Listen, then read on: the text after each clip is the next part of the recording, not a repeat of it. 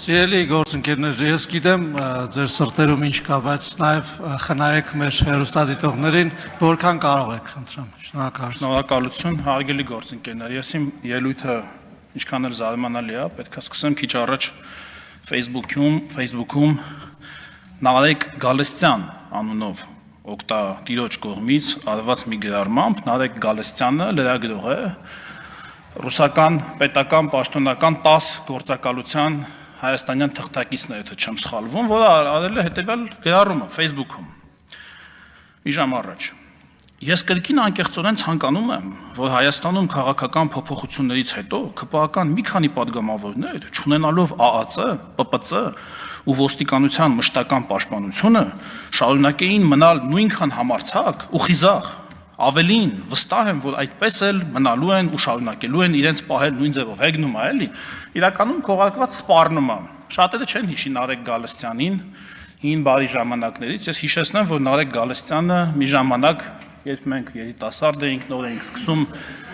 նոր էինք սկսում մեր քաղաքական պայքարը, ինքը սոցիալ-դեմոկրատական հնչակյան կուսակցության Տխրունի երիտասարդական միության նախագահն էր, 2007 թիվն էր, եւ ինքը թռուցիկներ էր բաժանում մեզ հետ, մենք բոլորով գործող իշխանությունների դեմ, հա, արդեն նախընտրական քարոզարշավներ, իրեն ծեծում են շատ դաժան կերպով, նկարագրենք, բացում ենք մեր սիրելի Ազատություն ռադիոկայանը, 2007 թիվ, նոյեմբերի 16,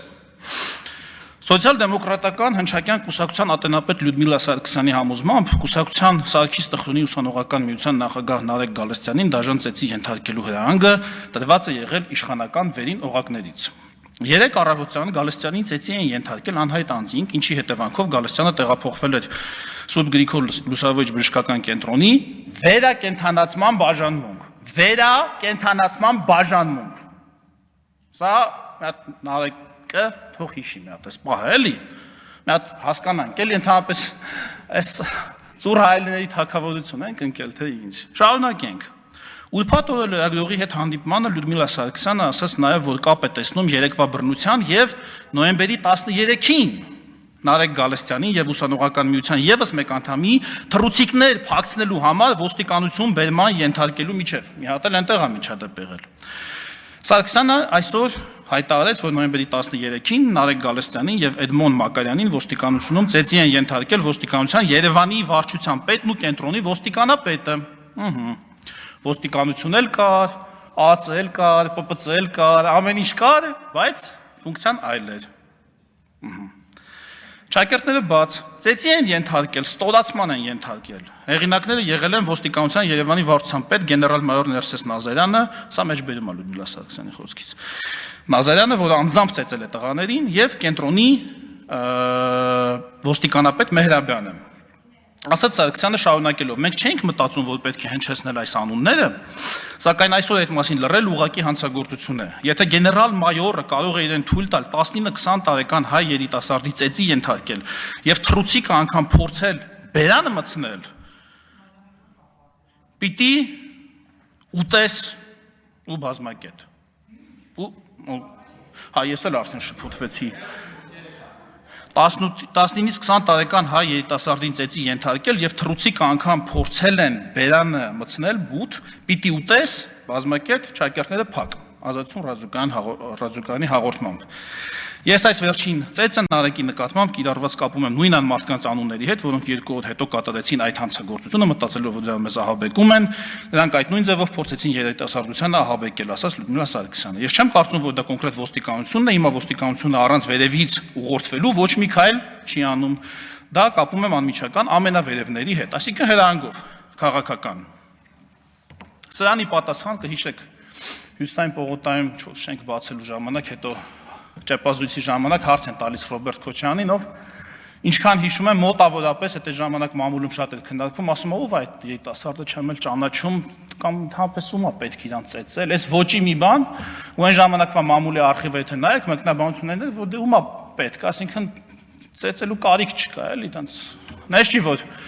Չէ, այսինքն այդ գործիքակազմին դիմելու անհրաժեշտությունը չկա, մի բան չի արել, հա մի թռուցիկա, հա բաժանել մեզ պետք չէ, այդքան մի օր հասական վիճակում չի, որ դիմենք, հիմա ես ինչի եմ այսքան ասում։ Նարեկ։ Ասենք այդ ում ես դու սպառնում։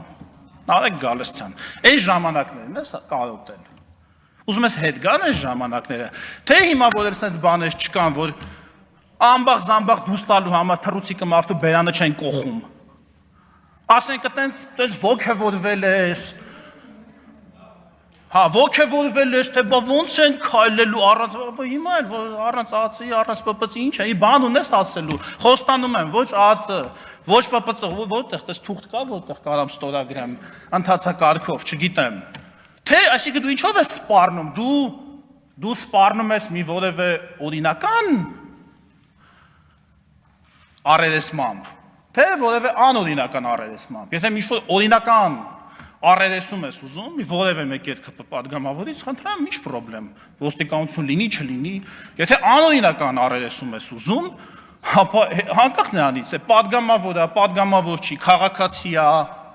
երիտասարդական միության նախագահ ակտիվիստ, ինչ կապ ունի, ոստիկանությունը պետք է իր տեղում լինի, անկախ նրանից, թե ով է այդ մարդը, ասածը ինչ է, եւ ընդհանրապես այս ինչ նարատիվ է, էլի տարածվող։ Այս ինչ ոչ է, այս ինչ, ասենք, զազվելի, զզվելու ու հատկապես այն մարդկանց կողմից, ովքեր ախր սա տեսել են, ախր։ Ում բերանը թռուցիկ մտցնելու փորձ է եղել, ու հիմա կանգնում են, այսինքն ինչն եք դուք, լավ, ինչները տա ավելացել, լավ, սենց հասկանամ էլ, ինչները տա ավելացել։ Էս եք ուզում, ասում եք հաջորդ իշխանություն, բայց եթե հաջորդ իշխանությունը թռուցիկ բերան մտցնող լինի, քո բերանն էլ կարա մտցնի այդ թռուցիկը։ Այս ինչ անպայմանական նախկին պատգամավոր կամ ես, բարձի որ դիկտատորական ռեժիմ գա, բայց մամուլի ազատությունը, որ 34-րդ տեղն ենք ընկել, ով ինչ ուզում խոսում է, ով ոդից ուզում փող առնում, ոչ հաշվետվություն, ոչ բան։ Հա, եթե գամ իշխանություն դնի սաղի օղակները փագի, հա տեսնում ենք մեր հարևանության փախր ինչ է կատարվում։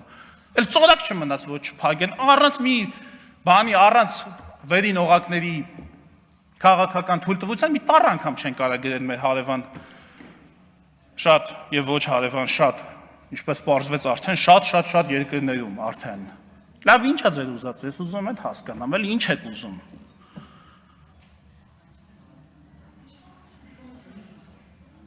Կամ այսօրվա պահվածքը, ասենք, սա ինչ է ընդհանրապես, սա ինչ վիճակ է։ Ես ճեպազույցի վախտել ասել բաները, այն ֆեյքերին էլի բանն, ֆեյքերին միացրել են էլի հարցակման ռեժիմի վրա, հիմա էլ եմ ասում, եկել է ստեղից Լևոն Քոչարյանը, ազգային ժողովի փոխոսնակին ասում է, դու ով ես։ Տղա ջան, ինքը ազգային ժողովի փոխոսնակն է, հարցը պաշտոնի մեջ չէ, նախ ինքը Հակոբ Արշակյանն է, ով քո հայրիկի դեմ պայքարը սկսել էր այն ժամանակներում, ես որ իր դեմ պայքարելու համար թռուցիկը մարդկանց բերանն էին կողում ու ինքը չի վախեցել։ Այդ պայքարից ինքը չի վախեցել ծեծվելուց, այդ ժամանակներում Հակոբ Արշակյանը քո հոր դեմ քաղաքական պայքար է սկսել, այնքը այդ տղեն է։ Դու կարաս մի ռեժիմի պայմաններում, երբ որ ամբախ-զամբախ դուրս տալու համար թռուցիկը մարդու կամ ճիշտ խոսքեր, մենակ ամբախ-զամբախ չէ, այսինքն քաղաքականության մեջ կամ արդարացի ճիշտ, ինչպես ասողն է կարծում, չէ, բոլորն էլ կարծում են, որ իրենք ճիշտ բաներ են ասում։ Ճիշտ խոսքի համար կամ քննադատական խոսքի համար դու կարաս Միդաս ռեժիմի դեմ պայքարես, որի ժամանակ թռուցիկը բերանն էին կողելու, ծեծելու էին, սատկացնելու էին, Արոն Լևիկ տանեին Գրիգոր Լուսավորիչի վերակենդանած։ Դու ռիսկ կանեիր այդ իշխանության, որ քեզ տես պահեի։ Դու ռիսկ կանեիր։ Դու ոչ կարայիր ձեր այդ ֆեյքերը, որ հիմա մտել գրում են, դու ով ես։ Ես էլ եմ իրանցից մեկը, իմացաք, ովքեր որ հիմա գրել են, մտեք մի հատ նայեք սրա, տակ, բոլորիդ խմբային պատասխանում եմ։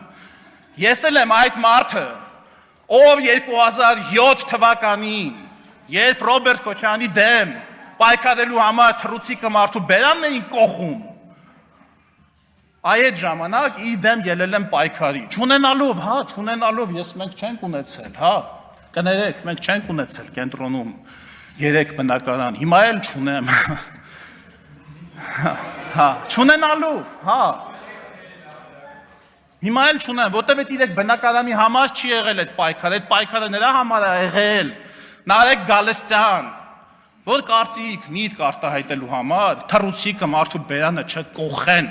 ու Հայաստանում երբեք այլևս ժողովուրդը թույլ չի տալու, որ նման իշխանություն լինի։ Երբեք այլևս։ Շնորհակալություն։ Շնորհակալություն ձեզ ևս, պարոն Եղոյան։ Չմոռանաք հավանել տեսանյութը եւ բաժանորդագրվել Civic AM-ի YouTube-յան էջին։